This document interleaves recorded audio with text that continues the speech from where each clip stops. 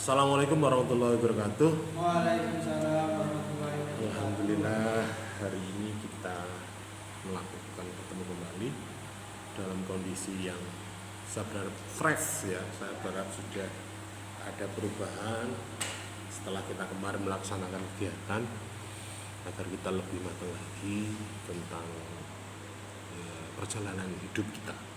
Yang salah satunya adalah belajar mengenal dan mempelajari tentang ilmu pemerintahan, yang salah satunya nanti juga terkait dengan persoalan hukum ya. Jadi di mata kuliah ini termasuk mengantarkan biar apa saja yang terjadi di proses belajar kita bisa sempurna. Di minggu kemarin atau sebelumnya kita membahas tentang sumber hukum ya kalau nggak salah. Jadi ketika kita membahas sumber hukum berarti ada beberapa landasan, ada beberapa pemahaman kita terkait sumber hukum yang ada di negara kita atau mungkin di secara umum di berbagai macam kehidupan di dunia maupun di Indonesia. Jadi ada, kalau kemarin kita sampai baca tentang sumber hukum secara materialnya apa ya. Jadi ada materialnya apa sampai sumber hukum legal formal seperti apa, seperti itu. Dan mungkin juga dibantu atau pemahaman ini ada beberapa pakar yang membedakan antara sumber hukum material dan sumber hukum formal. Sampai yang terakhir kita membahas apa sumber hukum itu ada formal, itu ada undang-undang, ada kebiasaan, ada istiadat, ada traktat, ada putusan hakim, ada jurisprudensi, ada doktrin. Doktrin itu bisa juga pendapat para ahli ya, ada perjanjian itu ya, itu yang kemarin lah. Hari ini kita membahas sistem hukum ya, atau legal system. Jadi ketika kita sudah sampai pada pemahaman sumber hukum formal, maka kita sekarang sudah sampai pada sistem hukum. Kalau kita sudah tahu bagaimana sumber hukum di negara kita, terus hukum Indonesia seperti apa, peranatanya seperti apa, hierarkinya seperti apa. Jadi, kalau kita sistem hukum berarti seperangkat aturan hukum yang mengatur segala peranata kehidupan bermasyarakat, berbangsa, bernegara untuk membentuk suatu kesatuan yang utuh sehingga tidak terjadi kontradiksi antara ketentuan hukum yang tentunya kalau kita bicara hukum aturan harus ada hukum satu. Ke-7 cuma di modul itu biasanya modul 4. Berarti dia ini yang 4 ini.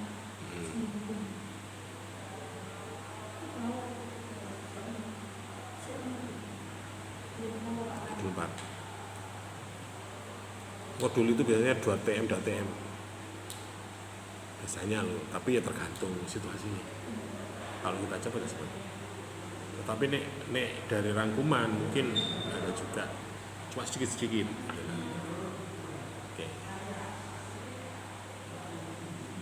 Jadi sistem hukum itu. Nah, sistem legal system ini juga diartikan oleh Marsudikno Martokusumo. Sistem hukum merupakan tatanan atau kesatuan hukum yang utuh dari bagian unsur-unsur yang saling berkaitan erat satu dengan yang lain. Artinya kalau berbicara sumber hukum, kalau di negara kita sumber dari segala hukum di negara kita adalah Pancasila dan Undang-Undang Dasar. Dari berbagai itu maka harus bersumber dari itu, harus terkait dengan itu, menjabarkan dari sesuai dengan bidang kebutuhan manusia. Bisa kesehatan, bisa pendidikan, bisa budaya, bisa politik, bisa apapun. Ya. Tetapi prosesnya itu harus itu dulu. Ya. Mungkin yang diatur di dalam Pancasila misalnya terkait dengan kemanusiaan yang adil dan beradab. Orang kemanusiaan ini apa sih? Banyak sekali. Terus ditatur sing beradab, sing apik, cara menungso Indonesia piye. Nah, itu kan banyak masih. Kemudian dijabarkan di dalam Undang-Undang Dasar seperti itu. terkait dengan apa misalnya. Kalau dengan pemerintah daerah, oh berarti itu ada Undang Dasar pasal 18 ayat sekian, pemerintah Indonesia sekian. Nah, terus pelaksanaan seperti apa? Mulai dari apa? Hak dan kewenangannya pelaksanaan seperti apa? Itu seperti itu. Jadi satuan hukum itu berarti harus saling mempengaruhi. Ketika ini tidak ada, kan aturannya kok ngisor nggak aturan itu kan nggak mungkin, nggak bisa. Jadi hukum itu harus saling ada mendasari. Peraturan pusat loh, gak ono peraturan uniku, masa daerah ono, kan nggak mungkin. Kalau misalnya ternyata di Undang-Undang Dasar nggak ada, berarti ada MK, ada judicial review, nggak diatur itu. Mau sapi kata, tapi perlu diatur, ya perlu berarti. Kalau memang terpaksa Undang-Undang Dasar itu tidak mengatur, ya bisa juga di amandemen, perubahan konstitusi, ada revisi, misalnya sesuai dengan perkembangan zaman. Iki menurut peraturan ini ya gak tepat. Contoh yang paling mendasar ketika pasca amandemen itu perubahan dari pemilihan kepala negara atau presiden yang secara tidak langsung dan secara langsung. Itu zaman pasca amandemen. Sehingga pelaksanaan juga berubah. Undang-undang politik para pemilu juga mengikuti sesuai dengan kebijakan isi dan itu sistem. Sistem hukum itu kalau secara umum ya di berbagai negara itu ada aliran-aliran. Jadi kalau kita baca sejarah hukum di negara Indonesia ini kan dipengaruhi oleh penjajahan Belanda juga. Benar. Artinya kalau kita bicara sumber hukum kemarin kan ada dari adat, ada dari sila, ada dari agama, ada berbagai macam ideologi sehingga masuk di dalam rumusan undang-undang itu. Tetapi secara umum hukum-hukum di negara kita memang banyak mengacu pada penjajahan Belanda secara umum. Jadi kayak KUHP itu istilah-istilah aja masih banyak istilah zaman Belanda. Tetapi tidak sepenuhnya. Tapi paling tidak pemahaman tentang hukum itu kayak pemikirannya Belanda. Walaupun mungkin ketika ngomong hukum, misalnya hukum agama seperti ini, hukum mencuri kalau agama itu dipotong tangannya misalnya. Kenapa hukum di negara kita tidak dipotong tangannya, tapi disesuaikan dengan apa yang dicuri? Kalau mencuri uang negara, ya harus bisa seumur hidup, bisa hukuman mati atau bisa mengembalikan dan diambil. Nah, secara umum di beberapa negara itu ada aliran, ada pemahaman tentang sistem. Yang pertama, sistem hukum yang ada di Eropa. Istilahnya itu adalah kontinental civil law system. Ada sistem hukum Anglo-Saxon atau common law system. Kalau di negara kita ada sistem hukum ada sistem hukum agama. Nah, itu yang dipakai. Nah, di negara kita sistem hukum negara kita itu mengacu dari berbagai macam sistem ini. Jadi kalau sistem kontinental itu bisa juga dari negara-negara Eropa, Prancis, ada yang dari Anglo-Saxon, Amerika, Arab, itu aliran-aliran. Jadi yang diterapkan di negara kita juga termasuk mengadopsi berbagai macam aliran itu. Mungkin beda prosesnya, beda mekanisme. Pada proses demokrasi gitu, pemilu misalnya. Pemilu menurut negara kita, budaya kita, berarti sistem adat, sistem agama, sila pakai. Apa itu? Ya musyawarah mufakat, aklamasi bahasa nenek saiki. Ini sok saiki sudah ketua Imam Prodi misalnya. Aklamasi saja Pak. Kenapa kok aklamasi? Karena sudah jelas siapa yang nanti jadi ketua. kriteria yang kita tetapkan, kriteria tatib yang kita sepakati, ini sudah ada orangnya. Berarti aklamasi, siapa yang setuju? Reza, tanda tangan, selesai. Sama Marcella, selesai. Ada kesemusaran, tetapi ketika ada perdebatan, demokrasi, oh ya nak Reza enak, yes, lu voting, kadek, karo sopo iki nyoblos, sopo milih sopo karo, nulis kertas, dicontoh. Dari pemahaman sistem hukum Eropa, Anglo-Saxon dan sebagainya ini memang inilah yang diterapkan di negara kita. Hanya ini kadang ya apa ya? Itulah Indonesia unik. Tapi pada akhirnya kita punya sistem hukum yang namanya hukum nasional. Jadi kita punya hierarki. Ya hukum aneh. Sumber dari segala sumber hukum adalah Pancasila dan Undang-Undang Dasar. Supremasi hukum juga itu. Ya itu orang apa nek pokoknya di dalam Undang-Undang Dasar ada diatur ya nggak apa-apa. Kalau nggak itu nggak diakui secara hukum, masuk hukum adat. Nek hukum adat sanksi ini ya nggak jelas rek. Ya. Hukum agama ya jelas paling kamu berdosa atau mungkin kailo atau apa nanti masuk neraka. Tapi kalau hukum formal ya jelas harus jelas.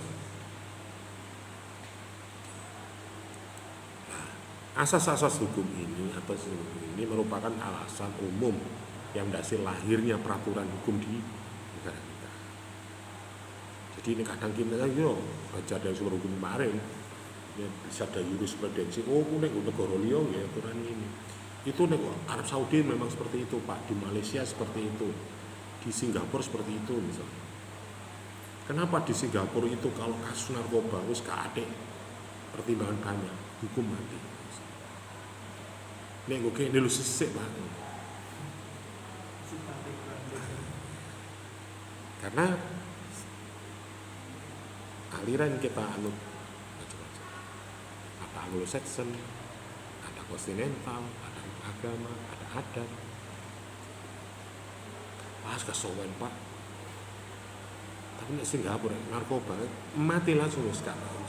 Atau mungkin bisa juga sekarang mungkin kemarin viral ya di media sosial bahwa Pak Prabowo menyatakan bahwa korupsi harus dihukum mati. Orang ya. Atau hak perampasan hak aset negara. Hukum mati ya bukan berarti mati secara fisik, bisa juga mati karirnya, mati ekonominya, mati sebarangkali iso. Sarjana. Sehingga ketika kita memahami asas hukum di negara kita itu merupakan landasan yang merupakan alasan lahirnya peraturan sehingga dianggap merupakan rasio legis dari peraturan hukum. Rasio legis berarti pemikiran yus gak apa-apa nggo kono ya ngono kok ya. Artinya peraturan ini di negara lain juga berlaku. Ya, artinya kan tidak bisa juga pertimbangan yang lain. Lah mosok rek mungkin ya urip sak Indonesia, siji kampus, siji aturan. Ya bisa juga berbeda, tetapi intinya sama.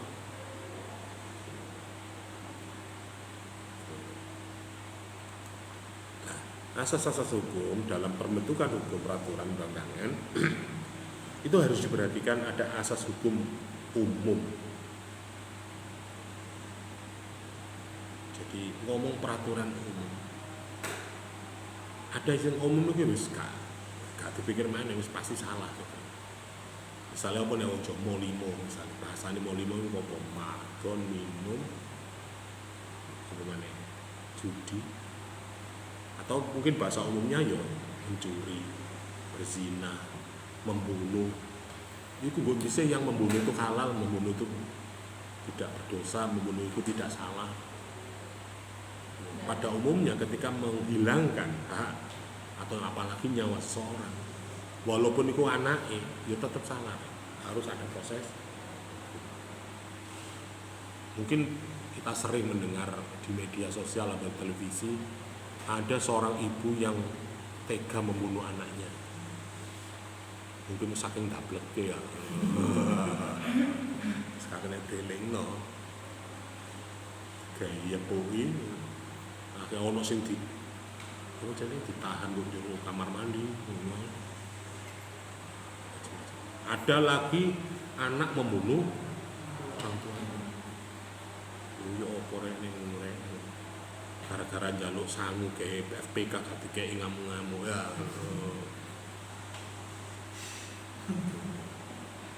Jadi koyok korupsi itu asas hukum umum. Saya kira kalau mencuri di mana saja pasti itu tidak. Nah, Pak, gimana kalau mencuri hatinya? Loh. Iya, gak oleh rek. Ya piye, Pak? Wong angel ya, Pak. Saingannya akeh, Pak, ya tak culik. Jadi saya cari titik lemahnya, apa kesukaannya. Saya tanya yang lain dengan kejutan akhirnya dia secara tidak sadar dia juga menerima.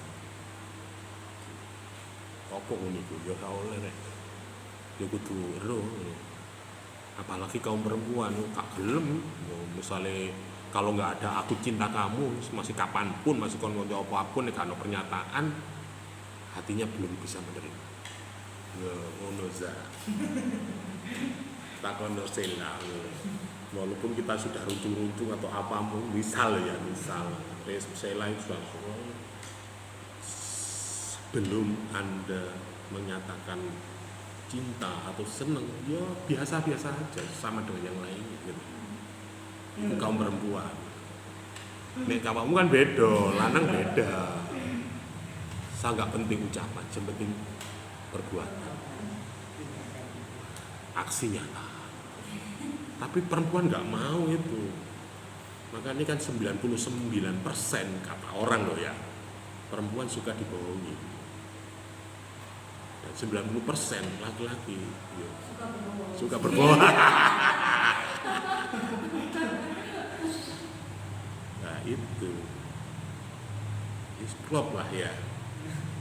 Jadi ini kadang bagi kaum laki-laki yang gak masuk akal alasnya.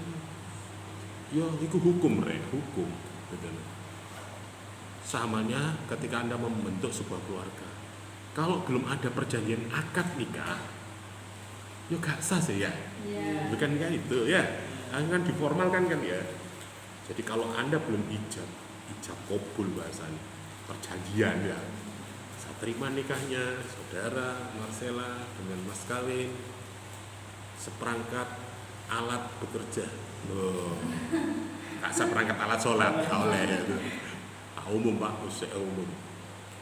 Apa itu? Ya mobil, ya laptop, ya apa atau seperangkat hidup berkeluarga. Di rumah, sembarang lah, sandang, pangan, papan, kabel. Senilai berapa? Terbayar hutang melalui adirai.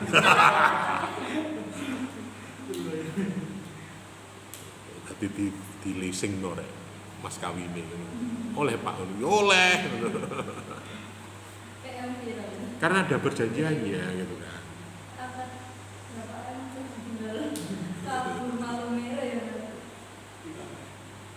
Nah, azas hukum itu ada azas formal. Jadi nek wis sebelum terbentuknya undang-undang, nek wis hukum sing sifatnya umum itu wis gak wajib harus. Gak usah ditoleransi, gak usah dibahas maneh. Artinya gak diperpanjang, artinya memang itu harus diatur. Ada asas hukum yang dijadikan dasar kejiwaan bangsa, seperti Pancasila dan terwujudnya masyarakat yang adil dan makmur. Asas itu apa? Prinsip dasar asas. Ada asas hukum yang dijadikan alasan umum pembentukan peraturan undang-undangan atau rasio legis, artinya masuk akal. Nek gak umum di piye to rek. Oh ceritain oleh tak setiap laki-laki boleh berpoligami 10. Hukum memperbolehkan gitu. Tapi ngomong keadilan iso enggak? Pak jangankan 1-2 orang, 1 orang aja lu gak adil.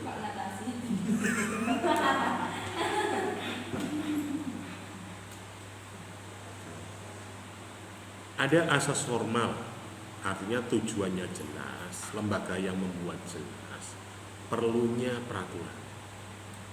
Jadi kalau sistem hukum itu kan awalnya kita pahami bahwa hukum itu ada yang menetapkan, ada institusi. Artinya lembaga ini jelas. Iki aturan ini sopo sih sehingga aturan ini enggak. Kok jarene kuliah kudu sepatune abang. Wah, misalnya. Terus gak masuk apa ya? Ya oleh yang abang, tapi kenapa harus muncul sepatu berwarna merah misalnya? Itu harus masuk. Artinya tujuan hukum dibuat itu harus jelas. Nah, tujuan hukum itu misalnya untuk membatasi geraknya Marcella, wah, nggak boleh itu. Atau bisa juga muncul ya apa carane jegal itu. Kayak sekiranya hari itu gagal. Nggak boleh. Kemudian ada asas material, ini secara umum guys. Jadi terminologi, sistematikanya yang benar dapat dikenali, dapat dipahami. Bahasa ini itu bahasa-bahasa umum, bahasa-bahasa baku. Walaupun nanti bahasa itu bisa mentafsirkan, memberikan tafsiran, pemaknaan yang berbeda bagi implementator, bagi pelaksana, bisa juga bagi hakim. Nah ini, makanya bahasa hukum atau konsep atau apapun memang sulit. Makanya di dalam proses penegakan hukum peradilan itu ada hakim, ada pengacara, ada pembela. Artinya mungkin bisa juga pemahaman itu tidak satu pondang hakim saja. Hakim pun ketika memutuskan juga ada dari pengacara, ada saksi, ada, sehingga dia punya pemahaman. Misal salah iki, salah ya, ingkrah ya, deal.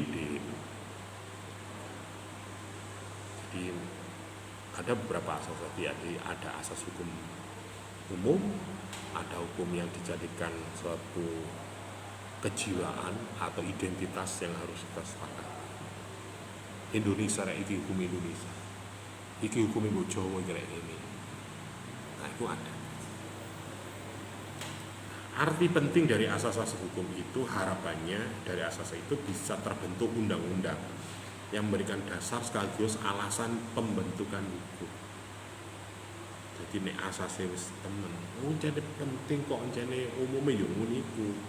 Makanya no peraturan seperti itu. Ya aja. Kemudian pentingnya asas hukum itu harapannya bagi hakim memberikan bahan, semangat, bermanfaat untuk menafsirkan secara undang-undang secara dogmatis.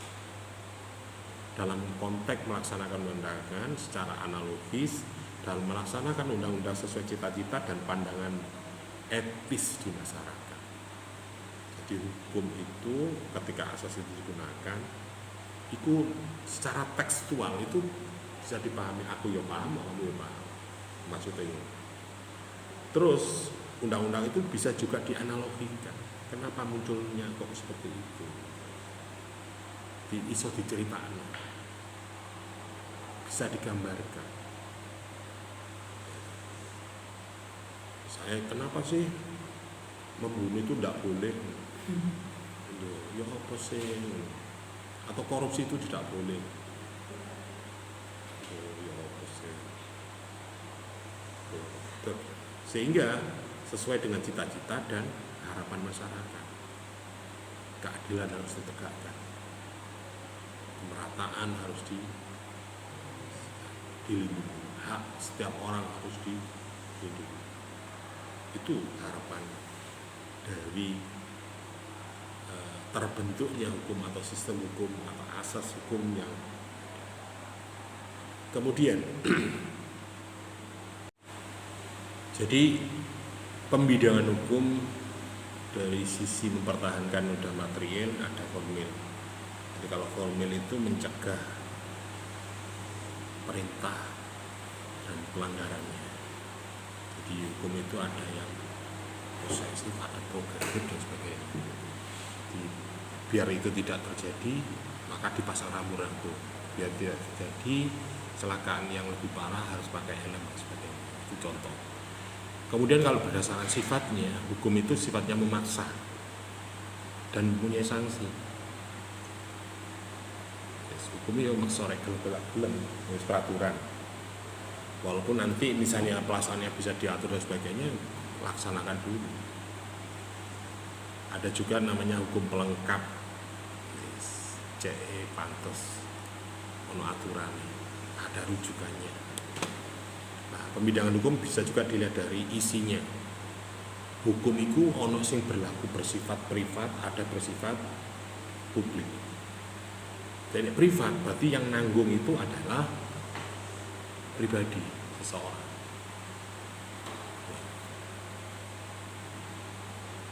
Jadi misalnya hukum dagang, nek Reza membeli atau Sela membeli, ya itu menjadi haknya. Kok tuku, misalnya Anda beli pulsa, walaupun mungkin ketika Anda sudah beli pulsa, kok bilang, ya wes itu enggak. Sampai kapan? Ya santai Pak. Tapi ono masa tenggangnya Pak, bener oleh 20 giga Pak, tapi masa tenggangnya sehari misalnya. Privat. Jadi hukum privat itu ketika itu dilaksanakan, ketika ada larangan itu bersifat pribadi. Ketika dia melanggar ya juga ditanggung secara pribadi. Kemudian ada hukum yang bersifat publik, organisasi. Jadi perusahaan, yayasan, lembaga pendidikan itu bersifat publik, atau bisa juga organisasi, ormas, kemudahan. Jadi ketika Anda kok ikut organisasi terlarang, klub apa, wah akhirnya di klubnya ada larangan, dilarang klub itu. Klub apa sih Pak? Belum Pak, klub apa terserah.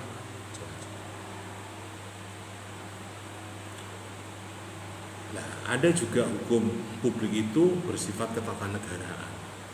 Misalnya lembaga itu isinya dicabut, perusahaan itu ditutup, berarti tidak boleh berproduksi. Itu kan tidak bersifat pribadi. Sehingga ketika ada hukum, maka ada hukum tata negara, ada hukum tata administrasi negara. Nek ngomong administrasi negara berarti ono hukum pidana, ono hukum perdata. Coba misalnya kalau kasusnya perdata itu berarti soal administrasi. Sakjane ngomong kasus ijazah palsu itu ngomong sakjane kasus administrasi perdata. Tapi kalau munculnya ijazah itu, membuat ijazah itu masuk pidana. Tapi nih misalnya kesalahan surat, iki fotonya kok ngene, iki tanggal kok ngene, itu ya administratif perdata. Maka penuntutnya seharusnya bukan ke pengadilan umum, tapi PTUN, pengadilan tata usaha negara. Artinya ijazah itu bisa dibatalkan atau dinyatakan. Tapi yang dituntut kan bukan itunya. Kon ngomong-ngomong no iku sing gak reker iso, nanti pencemaran nama baik.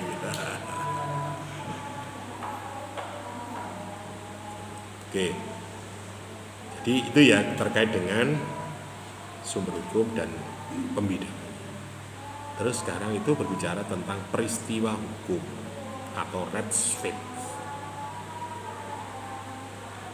Peristiwa hukum itu oleh kaidah hukum diberi akibat hukum yang berupa timbulnya atau hapusnya hak dan atau kewajiban tertentu subjek hukum tertentu sehingga terkait pada peristiwa hukum tersebut. Ya sama halnya ketika HP itu sudah kamu beli, ya menjadi hakmu. Bokok banting, bokok gawe, itu menjadi hakmu. Atau bisa juga kalau itu sudah saya beli, kemudian temanmu orang gawe tanpa izin kamu, ya salah, berarti tidak boleh. Itu akibat hukum. Atau itu bisa dikatakan peristiwa hukum. Atau mungkin ketika Anda naik motor, kok ono lampu merah, kok Anda terabas lah. Itu peristiwa hukum. Loh mas berarti mana kuncinya? Cabut surat-suratnya. Nah, itu kenapa saya Pak? Kamu melanggar undang-undang nomor sekian-sekian. Oh, itu berarti nanggung sampai kena. Nah, peristiwa hukum itu dibedakan menjadi dua. peristiwa hukum yang berupa perbuatan subjek hukum, ada peristiwa hukum yang bukan perbuatan subjek. Artinya perbuatan hukum itu bisa dilakukan oleh orang itu, atau bisa juga efek dari akibat orang lain melakukan. Yang tergolong peristiwa hukum merupakan peristiwa hukum subjek hukum adalah ada dua, yaitu yang merupakan perbuatan hukum, contohnya wasiat. Ini merupakan perbuatan subjek hukum tunggal. Jadi nek wasiat endo ini yo ning ini itu berarti subjek itu dilakukan oleh orang. Nah, perbuatan subjek hukum tunggal. Jadi sedangkan proses peristiwa hukum yang berupa perbuatan subjek hukum tetapi bukan perbuatan hukum, contohnya warning or decision, proses kelahiran seopo itu, atau proses apapun, atau awakmu oleh hibah, Anda dapat warisan, Anda dapat, atau mungkin proses kelahiran. Jadi peristiwa hukum itu gubah awakmu, tetapi efeknya akhirnya nang awakmu. Yang aku galak anu Pak, lah kon dulure. Nek bapak ibumu wis gak ono sapa sing tanggung jawab misalnya. Misalnya keluargamu itu ada 4 saudara 4. Yang laki-laki hanya 1, walaupun kanda nomor 2. Kakakmu perempuan, adikmu perempuan 2. Bapakmu sudah tidak ada. Nah, terus misalnya mbakmu gurung nikah, adikmu gurung nikah, sapa sing tanggung jawab? Saudara laki-laki. Terus nek risa kan pisan, berarti saudara orang tua yang laki-laki siapa? Contoh.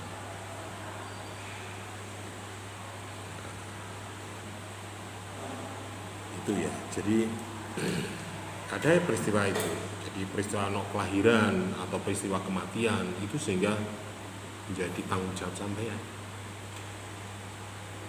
Lahiran misalnya, nggak aku kalau metong sampean kok, iya tapi ke bebetmu loh, akhirnya tanggung jawab kan bapaknya loh. Maka ketika sampean membiarkan istri Anda, membiarkan anak sampean, mesti dituntut sampean suami. Anak iso mesti itu, mosok kate Pak Dene. Ndak Pak iku anake wong akeh piye ya masalah itu. Peristiwa kelahiran itu menimbulkan suatu hak kewajiban memelihara, mengasuh, mendidik anak atau jarwar. Misalnya dalam itu jarwar mening.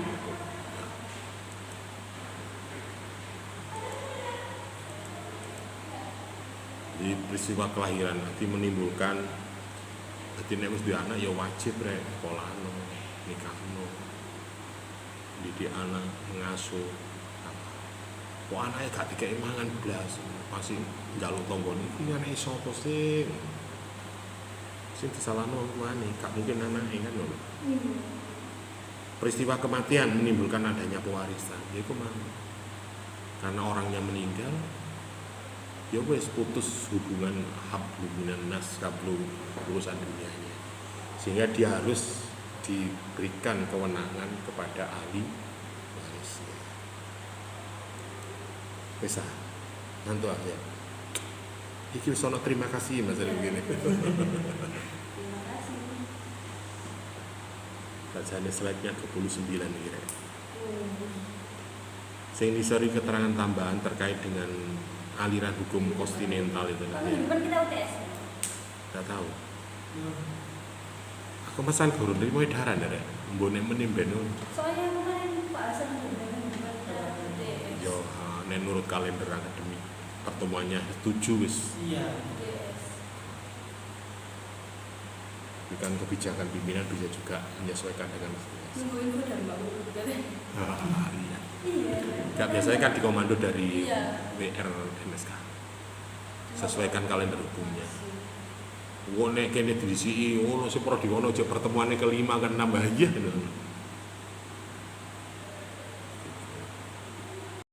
Bagi ilmu pengetahuan, arti penting asas-asas hukum itu agar hasil peningkatan atau abstraksi peraturan hukum itu ke tingkat yang lebih tinggi.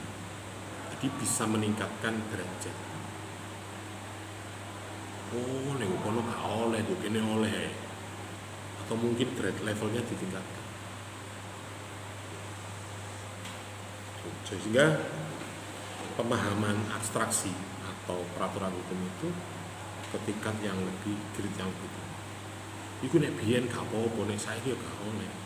Contoh mungkin di tahun 85 80-an kita berkendara di jalan raya umum gak pakai helm gak apa-apa, Rek. Itu tahun 80-an. Mungkin jalan dan kondisi jalan tidak seramai sekarang.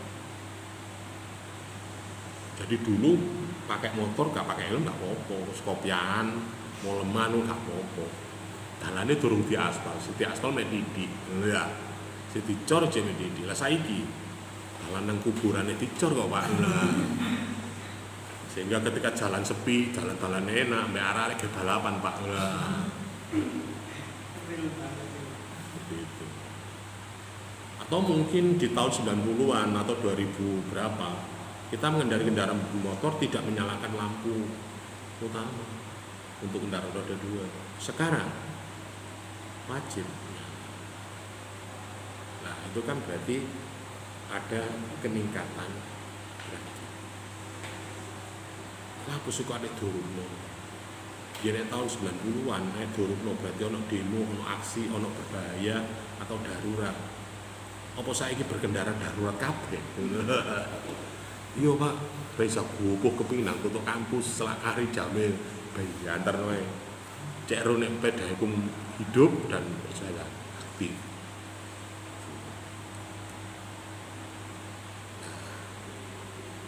Maka dari situ ketika asas itu penting atau itu penting, maka bagaimana pembidangan hukum itu? Berdasarkan sumbernya, hukum itu pembidangannya bisa hukum bersifat undang-undang. Hukum itu bisa juga kebiasaan, hukum itu bisa traktat, hukum itu bisa jurisprudensi. Tapi nih kalau sumbernya itu ada dari undang-undang yang sudah ada. Atau bisa juga dengan adat kebiasaan hukum negara. Nah, ini adat kebiasaan itu ya wis penai apa untuk masyarakat. Pak nek nggo ndawar ngene lapos sih sepedaan kudu nggawe helm. Wong dalane cek duwe iso. Siji maneh ning kota kan ngono. Seharusnya tapi undang-undang ini nah ya wis ada. Tilangan apa ora iso menit kawan arit ya. Mosok pangkaten ngarit rune helman. Lho ya helm ono rek. Helm itu gak bukan untuk aturan tapi untuk keselamatan. Tapi kan orang wis ngene. Tapi iku misale dipaksa ngono ya iso cegat polisi ini ya iso di presisi. Makanya polisi motonya adalah bersikap secara presisi, artinya pas dengan situasi kondisi. Yang penting aman, yang penting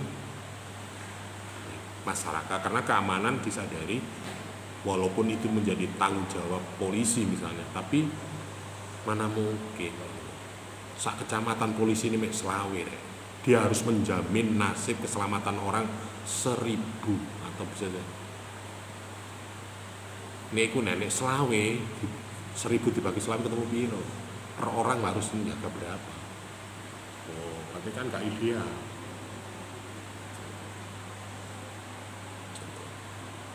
Traktat itu perjanjian. Jadi pembidangan hukum itu kalau dilihat dari sumbernya ada hukum perundang-undangan, ada hukum kebiasaan, ada traktat, ada jurisprudensi. Kalau jurisprudensi itu hukum putusan hakim.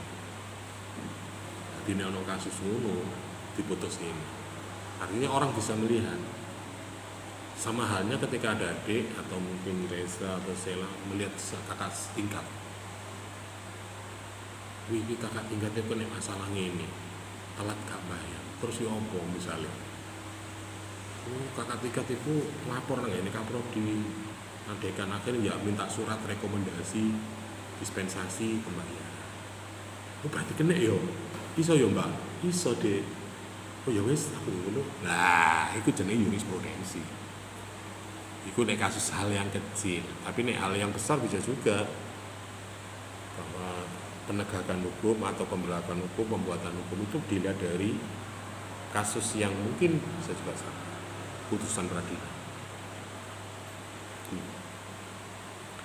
Dilihat dari bentuknya, pembidangan hukum itu bisa hukum tertulis atau bisa juga dikodifikasikan atau dan tidak dikodifikasikan. Jadi hukum tertulis itu ono sing di kode. Maksud di kode itu undang-undang nomor sekian-sekian tahun sekian. Pak. Ada yang undang-undang langsung. Nah, itu sistem hukum di negara kita ada undang-undang nomor 10 tentang apa? Undang-undang nomor 5 tahun berapa? Tuh. Nah, ada juga undang-undang yang tidak tertulis. Ini hukum kebiasaan. Jadi koyo sopan santun, etika itu kadang kan nggak tertulis, rek. Wis umum masalahnya. Artinya ngomong sopan santun ya iki wong adat Jawa. Ya, misalnya kenapa sih ketika kita ketemu orang tua itu harus menghormati ya yang lebih tua misalnya. Ya harus manggilnya saja harus Mbak, Mas, kalau yang itu ya. Misalnya Yon melo. Ya paling enggak nyawamu senior ya Mas Yon. Nah, itu akan lebih etis dan lebih. Ya apakah nggak boleh Pak Yon? Oh ya apa-apa, tapi ya sejere delok dhisik. Itu hukum kebiasaan. Ya. Jadi itu bisa juga. Nah, itu biasanya tidak tertulis tapi dilakukan. Itu dari bentuknya pembidangan hukum. Kemudian ada bentuk tempat berlakunya. Hukum itu ada yang berlaku secara nasional, internasional, bisa juga lokal. Nah, nek undang-undang bersifat nasional, ya undang-undang rek. Nek bersifat daerah, bisa juga peraturan daerah, perda. Atau bisa juga berlaku secara internasional. Berarti hukum ini dibuat oleh institusi nasional internasional. Sopo bisa juga asosiasi ASEAN, PBB, atau mungkin bisa juga perjanjian antar negara, bilateral, multilateral dan sebagainya. Ya kayak grup Amerika, sekutu Inggris, sekutu. Kemudian ada juga pembidangan hukum itu bisa juga dari waktu berlakunya. Nah, waktu berlakunya itu istilahnya ada ius constitutum, hukum positif. Hukum itu tidak boleh berlaku surut. Misalnya ius constituendum, ini bagi draft, hukum yang akan datang. Ada hukum adat atau hukum yang berlaku universal. Nah, hukum universal ya itu memang hukum sing bersifat umum asasnya. Mencuri itu di suku mana saja, di agama mana saja nggak boleh. Di hukum alam misalnya. Hukum alam itu ya apa? Hukum alam itu berarti hukum yang bersumber dari Tuhan. Harmonisasi tentang suasana. Misalnya, kalau kita hidup di pegunungan ya dingin, right? Jadi kita harus. Kalau di rumahnya Resela Sari, musim penghujan, pertanian kita adalah mengandalkan air, tak ada hujan, maka tandurannya mengikuti alam. Di hukum alam itu bersifat universal, siapapun, tidak melihat suku, negara, dan agama. Kemudian pembidangan hukum itu bisa juga dilihat cara mempertahankannya. Jadi hukum material misalnya mengatur hubungan antar kepentingan yang berupa perintah dan larangan. Jadi nek diperintah yo kudu dilaksanakan. Nek dilarang yo aja dilakoni rek. Itu materialnya. Nek formilnya cara mencegahnya dari Jadi hukum itu dibuat bukan untuk dilanggar. Peraturan dibuat itu bukan untuk dilanggar, tapi untuk kita laksanakan. Aku sih adik kakek model kakek dan ngono biasa kan umumnya ngono ya. Kena aturan. Iya, cek gak dilakoni rek. Kenapa sih iki kok gak dibuka dalane kok ditutup misalnya. Kok kudu liwat kono piye?